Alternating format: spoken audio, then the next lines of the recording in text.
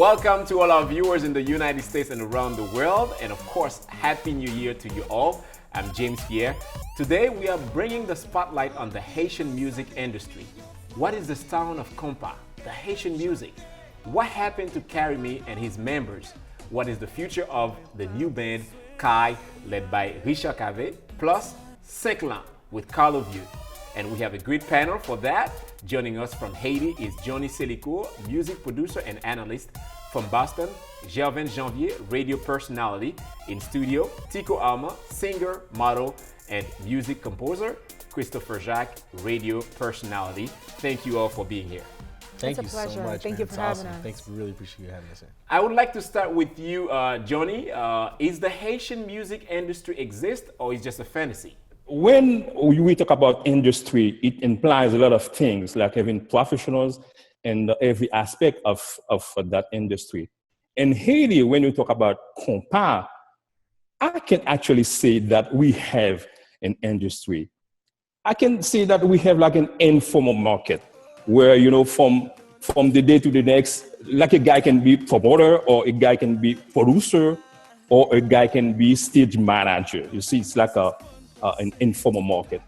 The industry, you need like professional producers, you need professional promoters, you need professional managers, you need professional people that work in the show. You see what I mean? For me, we can just remove the I and the HM and just say Haitian market, like Haitian HMM, Haitian music market. Absolutely. Stay with us, Johny. I want to go with you, Tico. Do you think that the HMI is really a struggling industry for artists? Absolutely, I do think that the HMI is a struggling industry.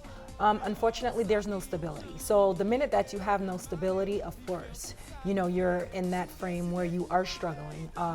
You know, I've been in the industry since 2001. I've been able to see a lot of things. I've experienced a lot of things. I feel that there's a lot of work that needs to be done, although there has been some improvement to a certain level. But I definitely do believe that we are struggling. We have no structure. And you share her view? I mean, to add to her sentiments, I mean, obviously, you know, there's a sense of, if the fact you even asking the question, there's a sense of there's a little bit of a struggle. There is disorganization, so to speak, when it comes to the particulars of the industry. Artists aren't necessarily getting their fair share in comparison to many other industries, and not just in the United States or American industry, even in Latin American markets. You know, there's just a little bit more organization, and people who are working hard creating that art form are compensated far greater for less work, because we as Haitian Americans, we're talented. We are beyond talented. So to answer the question plainly, the industry is struggling, but it is evolving at the same time. Gervens, I want to go with you now. Why is it so difficult to define the Haitian music as an industry? Thank you for having me. First of all, James, we need to define what is a music industry. For me, the music industry consists of the company and individual that earn money by creating new songs and selling live concert, shows, audio, video recording, and so on and so forth.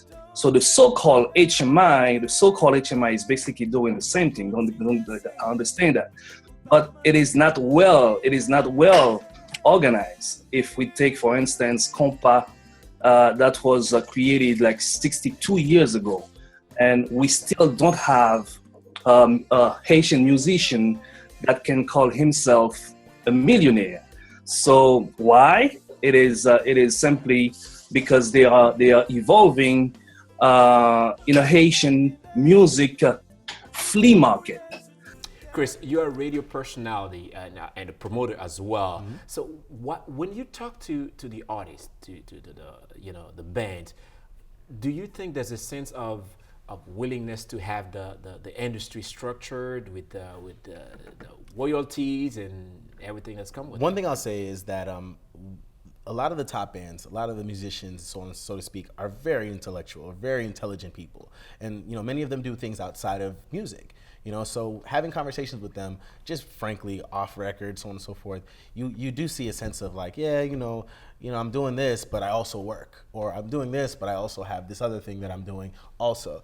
And that's unfortunate because their talent level exceeds many people. Like, come on, look at American music today, in hip hop, some of these guys are talentless and they're millionaires. Meanwhile, we have people who play multiple instruments, compose music and produce music, and they're still working a 9 to 5. And so having that conversation with them very plainly all the time, especially off the record, they'll tell you straight up that, it's tough. It's tough dealing with promoters. That's why I prided myself as being someone who paid them accordingly, gave them their fair share. Yeah. But like, it's tough dealing with promoters, it's tough dealing with managers, it's tough dealing with the fans.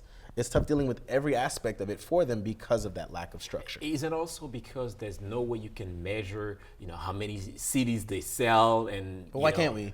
Why can't we? With technology today and with all of the things that we have at our disposal, why is that something that's difficult to do? Whereas other industries are capable of doing so. Obviously, you can't stop piracy. You can't stop people from stealing. But we have streaming outlets now. We have we have iTunes. There are so many ways people can monitor these things. It's just not a priority within the industry. And I think a lot of managers and a lot of people in higher positions within that industry are taking advantage of the artists, and they don't want to give that up. Interesting you say that, Chris. Johny, I want to jump with you. Is there a copyright law by the Haitian government to protect artists in Haiti?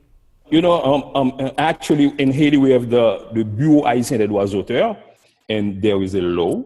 I think that law has been voted in the parliament in Haiti, so that we tend to protect the musicians, the creators. But can we apply that law? I don't know. I don't think so.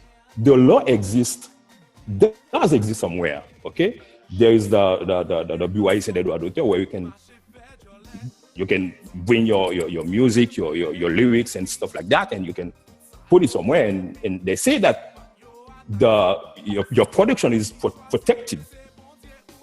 But if you have a problem with copyrights, let's say that someone just take your lyrics and put it in music, and the music is playing everywhere, can you go somewhere and get your cash in Haiti? I don't think so, because there's a big difference between what you say and what you do. And in Haiti, we say everything, but we can't do anything. All right, Tico, I know from 1960s to now, the Haitian music industry has evolved. So many changes from DP Express to Karimi. Do Haitian artists receive royalties in the HMI? That is something that they have taken action upon. It's been about, I would say, like 2.5 years. Of course, it's a process. Everything in Haiti is a process, so it's going to take a while before it really starts kicking in. But I think that their intentions are in the right place, and it's just a matter of time to see how it's really going to play out. Yeah. But it seems like it's a very tough market to to consider as a career, Chris, especially when depending on how much you have to pay a band to perform. I mean, it has its benefits, obviously, but at least if we're talking about financially speaking, it's not going to be lucrative initially. But that's the beauty about the industry as well. Most people aren't really doing it solely for financial purposes. A lot of the top musicians within the industry do it for the love of the music, and that's something that is very. Think of us culturally speaking. We're so in tune with the drums. We're so in tune with compa as it is. So a lot of people, they do it for other than monetary compensation, because if it was to get rich, trust me, they would have stopped a long time ago. Well, I mean, and to add to what Chris just said, I think that's one of the reasons why we're one of the most talented, musicians in the world. We're very passionate about what it is that we do. We're one of the most hardworking, in the world when it comes to musicians. We do what we do with passion. I mean, when you think about it, you're a musician, you're within a band, but then you have a 9 to 5. So the passion is there, the money is still not there the way the artist. There's money to be made, but when there's this organization, when there isn't a structure, then everything it's in limbo. But if I have to say, is there money within the industry? Absolutely, I believe that there is.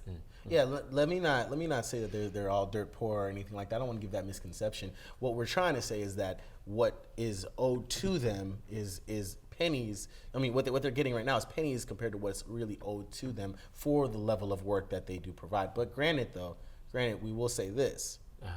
Part of that reason has little to do with disorganization. It has a lot to do too with lack of effort, because a lot of people within the industry could easily clean up certain things, or a lot of the bands could take it upon themselves to write their own shit. They have degrees, they understand these things. They'd rather just chill. Absolutely. Very interesting conversation. We have to take a commercial break. Stay with us. We're gonna take a quick break. When we come back, what really happened to Carry Me? And now there's a new band, Skai. We'll be right back.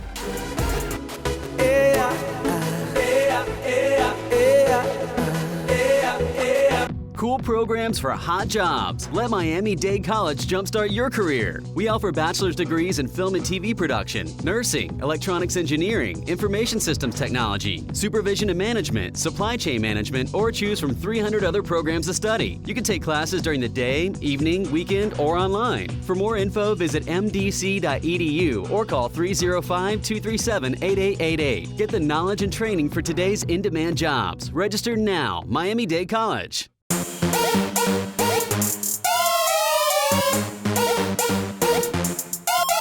Welcome back. If you're just joining, we are talking about the Haitian music industry and some of the bands that have strong impact on the fans. Joining us now is Angie Bell, writer and music promoter. Thank you for your time.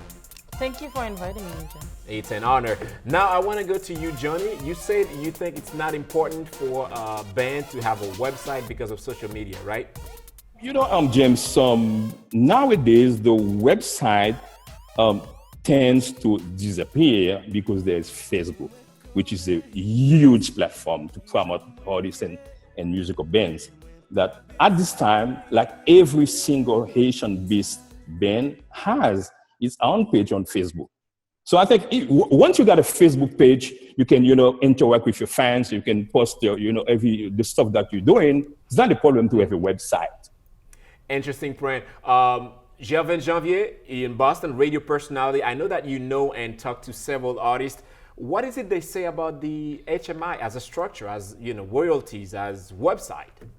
As of now, as of this minute, they do not have any organization that can, take some money out of what they make on a daily or weekly or monthly basis, so that when they retire, they can get some money to live on. So they rather go to Europe. There's something called SACEM. So they are part of it. Why can't they create their own stuff? That's my question. So if you call it HMI, Haitian Music Industry, why you have to go to Europe to enroll into something that called SACEM? So they need to, like I said earlier, they need to get together, creating something that they can call their own. Angie, you're a promoter. Tell me how difficult, you were talking offline, we're saying how difficult it is sometimes to find pictures or bio of artists when you want to promote them for an event. Why is it so difficult? I'm not sure why it's so difficult, but like you were saying earlier, it's a structure problem. Because I remember I was hiring a band, and when we asked them for pictures, they should have sent a picture of the band, but they sent a picture of each members of the band separately, and that it was pictures in front of the beach and hotel. And I'm like, what do you expect for someone to do with that? We don't have, like most of the bands, they don't have a website where you can find their pictures, because you cannot expect a designer to just take pictures off of Google. The quality is not high enough, which is one of the problems that we have as well, quality problems. Nothing, like most of the thing we have, like we do, they don't have the quality that is necessary. Let's talk money, Chris. When you have to hire a band for your event, is the price, you say, for example, T-Vice, if I need T-Vice to play, this is the price. If I need class, this is the price. If I need class today or tomorrow, is it going to be the same price? Does it range, or is it like you call that will vary, depends on the day? Let's see, not to burn any bridges, but to be frank, it's interesting. The prices when it comes to the HMI, they seem to fluctuate. They fluctuate like the lottery. In one week, you know, this band is 3,000. Next week, this new song came out. This band is 5,000. 2 weeks later, that same band is 2,500. They're 1,500 if you know such and such. If you know if your cousin is such and such, you know, they're 750. You know, it's crazy. But I'll say this: the elite bands are pretty strict with that. They have gotten a lot better in regards to that. You'll you know, run-of-the-mill band, up-and-coming bands, you can generally get them for pretty decent amount. I think a lot of people can, you know, I do think sometimes if you do find a new song or a new artist and you promote them the right way, you can make some money in this game with the newer bands and so on and so forth. With the bigger bands, you know, you can still make money, but you know, it's a little bit more difficult these days because they play every single week. 30 miles this way, 30 miles that way, you know, and sometimes they don't even tell you that they're playing the next day, you know, 30 miles this way, 30 miles that way. So the money, I would say it fluctuates, but you know, only certain bands can demand a high price. Let's go specific. Carry Me, right? A band based in New York, been founded since 2002 by Carlo, Michael, and Richard. Now, the band is no longer. What happened? Bon, I cannot say specifically what happens because, like, from them talking, there are a lot of rumors. However, I think it's something that happens in a lot of industry where a band was created and they have to break up because of any reasons. And those are things that we have to expect in our community as well. And now that Karimi is no longer, it created a chaotic situation in our industry because for us, our generation, we grew up listening to Karimi. For the past 10 years, that's what we've been listening to, and they've been one of the top bands. So not that they no longer, it creates a problem. Michael Gira, lead singer of the band, talk about cancer, like Carry Me was a cancer. Was it a hot potato to throw away? I mean, Carry Me is, you know, Carry Me has a legacy. Right, Chris? Absolutely, they definitely have a legacy. They're one of the best bands that we've seen in generations, and that's saying a lot because, like I said, our industry is full of talent. I guess what it is, though, you know, it's not necessarily Kanye's fault, but it would be kind of like a trend that's within the industry, and I'm noticing that this trend is starting to change. Sometimes you'd have to wait 3, 4, 5 years before you hear another album or you see another song. It used to take so long for this music to come out, and so you'd be stuck, you know, listening to these same songs for years and years, and then you know, whatever. But now it seems like they've gotten back in the studio. They've been cranking out things more, working. And so it's unfortunate that Kaimi would be out of the loop when this trend is picking up, because I'm sure we all would love to have heard all the new stuff that would have came from that. So it's heartbreaking, but it's in the nature of the beast. In music industry, nothing is forever. But at the same time, we're still gonna get stuff from them because all the musicians, they are still staying in the industry, so, and they were the one composing, so they still gonna compose. It's just not gonna be directly from Karimi. Directly from Karimi. Do you think ego is the enemy of the Haitian music industry? Was it because, you know, like, I don't want to deal with you, I'm gonna do my own, and this is it? No, now we have Kai, the new band by I don't think ego is a big issue, although a lot of because there are a lot of personal issues. We have to learn how to deal with personal issues in business. A lot of people don't understand that the music industry is a business, and sometimes the people have to make business decisions. And Kai is a new band that is evolving right now, and they came out with a big buzz. They came out on top. Of course, because Richard is from Karimi with everything that's going on, but they came out with a hit. The song that they have, My Lad, is a hit. So basically now, every promoter is looking forward to book Kai as a new band. And at the same time, they are still looking around to see what the other bands are doing. And Michael just posted something and posted #MissingKarimi or Karimi memories or something like that. So I don't think everything is dead or they have too much ego. It's just that sometimes when life hits you, there are certain decisions that you have to make. Carlo now joins Saint-Clair, also part of Karimi. Is that a good move, Chris? Interestingly enough, I think it's very cool. I think it goes back to the question you just asked in regards to ego. I mean, clearly, for someone to do a move like that, that shows a sense of humility. That shows a sense of humility and understanding the trends that are happening. You know, this is a DJ-focused band, something that's new. It's kind of like house music, and how house music is incorporated in the rest of the world. It's like, instead of it being just a traditional band, you know, it's like, this is a DJ with a traditional band of fusion. Now we have a real lead singer who's here to be a part of what we got going on. When you add all those combinations together, you know, who knows what you're gonna get from that. So I think as a businessman, I think it's very innovative. I think he's putting a lot of trust in their marketing department and their team, and obviously they've had a lot of success even before this move. So I think in terms of protecting himself, I think it was great. But he has an obligation now to enhance the quality of music that comes out from that particular, because they can't sound the same now having someone with his talent or his caliber of talent within their roster. So now we have Carlo Cinquelin, we have Richard, Kai. What should be Michael Guillon's next move? Well, we don't know. There are a lot of rumors out there, but we don't know what he's doing yet. Is he gonna have his own band as well? Now it's gonna be 3 heads. And I think you know, whatever his heart desires. I think, you know, from the press release he gave, you know, when he left initially, so on and so forth, it said that he said a lot about stuff about personal time and time with the family. He hasn't taken any breaks and how he has had no vacation. I think this might be time for him to reflect upon that. I don't think he should just rush into another band. I and think do the he same is thing. because from the post that he made from Instagram, it looks like he's working, and like it's working towards music. But we just have to wait and see. Maybe he should just do his own thing. Let's wait and see. Perfect. Stay with us. We're gonna take another break. When we come back, I want to talk more about the future of female artists in the Haitian music industry. We'll be right back. Be creative. Be the solution. Be innovative. Be successful. Be you. Be MDC. Be Miami-Dade College.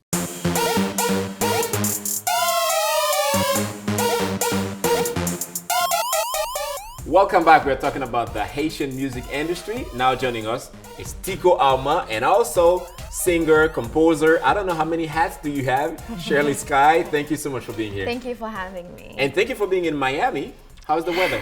You know what? I left New York. It was snowing. You know what? I packed my shorts and I said, I'm going to Miami. Bye. Yeah. And it was cold in here. Not that cold, right? Well, it was way better, of course, but it got better yesterday, and today it's beautiful. Miami is awesome. Beautiful. Yeah, I'm having a good time. So you have a new video out there, and you're also working on your album. Yes. So I want to know yourself inside of the Haitian music industry for female artists. How is it? Oh, God. Well, like you guys were discussing earlier, the industry itself, and actually I am very, when it comes to calling it an industry, I hesitate because of the lack of structure that we were discussing earlier. Now, when you talk about the women, it's hard in general for women in this world when it comes to the music industry, and then when it comes to the Haitian music industry. For me right now, this is hell because you have this little world that is run by men only, and we are playing this cheerleader role, I feel like, as women. You know, it's okay to be behind the band, to sing, to look pretty, to show some skin, but why don't we have our own band? Why can't we be in front of the stage? I remember making the realization, you know, when we have the Haitian Music Festival here in Miami, and somebody like Miss Tijan that I don't know personally, but who's beautiful and talented and who's the only woman really singing compa right now, and she was not part of it. And I felt like I'm hurt as a woman who's really, you know, trying my hardest to make it in this industry. And that's why, of course, you have to think a lot bigger than when it comes to the Haitian music industry as a woman and as an artist in general. So basically, I feel like we're not getting the respect that the support and the respect that we deserve. One thing I'm very hopeful about, though, I feel like my generation, we have all these women who really know their worth and who's just putting themselves out there, not waiting for anybody. And I'm one of them. Support, respect. Tico, you're very beautiful, international model, very talented. You're also an artist. Why not having your own band? Why not, keeping up inside of the Haitian music business? I mean, long story short, I used to be part of a band. I did the music scene for 8 years. I still do it now. Sometimes I do background vocals for Emile Michel, Eric Vigal, and stuff like that. But as to piggyback off of what she's saying, the industry, it's a monopoly ran by men, okay? We say we're ready for women, but we're not really ready for women. However, I feel that as women that want to be in the industry, that is a part of the industry, we have to demand. We have to go in and take. You can't per se wait for the doors to be open for you. You understand? You just have to make a grand entrance.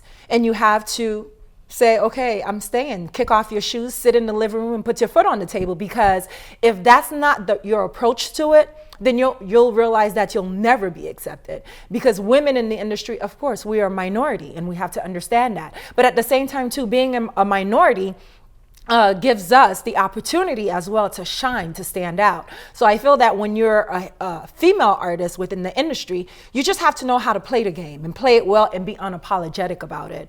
Now, in reference to me and coming back into music, I am going to come back into music, but I'm going to come back into music a different way. When my comeback comes around, then my comeback game is strong. You need to be here when I come back so we can promote that, obviously, for sure.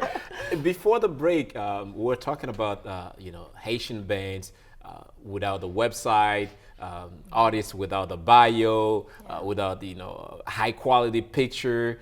Is it the same thing for female artists in the Haitian music industry? I can't speak for everybody, but I have to say, I think that changed a little bit with social media because everybody, you have to be people are very visual on social media, so you have to have a lot of pictures, you have to have videos, and even on social media, if you don't have an official website, you put your bio and everything. So I can't really speak for the older generation, but I don't think that's really an issue for my generation. But of course, I'm talking from my point of view. But I wanted to add a little bit from what Tico was saying as far as like imposing yourself. From my experience, when you do that, you get the diva name. She's such a diva. She's such a, of course, people will talk, but that's what you get because you are dealing with men in there. They are the runners of the shows, And you want to jump in? Tico? One thing I learned early on in the industry is good news, bad news is still news, right? Whether you're a diva or not, you're still going to get the name. Now, in reference to how is it for women in reference to having a bio, pictures, and so on and so forth, you've always been told that women should be seen and not heard. So it's already very natural for us women to want to take pictures, for us women to want to put a bio out there because, you're supposed to stay quiet, but everything else is supposed to speak for you. It's just the same thing here. We're doing an interview, and just by me sitting here, my presence speaks. So this is something that we are taught at a very young age to be able to do. So for the women, it comes so much more naturally to take pictures, but it's about, is it quality images? Does it speak internationally? It's those things. Yeah, we don't have a lot of time. I want to go with you, Skai. You have music out there. Yes. Let us know where they can find you, how they can get in touch with you. I know you have a music video. You're working on your upcoming album. Tell us real quick about that. Well, everywhere on social media, the name is Sherlee Skai, Sherlee, Skai, Skai. I'm on Instagram, Facebook, all of them, and on YouTube as well. I would love to hear from you guys. I love feedback. I try to listen to them as much as possible, and definitely working on the album that is coming out in March. And stay connected with me for all the details. Thank you so much. I want to thank all our guests, the panel. Wonderful conversation about the Haitian music industry, and I know that we have a lot more to talk about. So hopefully we have more time to talk about the Haitian music industry, the compa, jazz, and so many aspects of the Haitian music industry. I am James Pierre. We'll see you next time.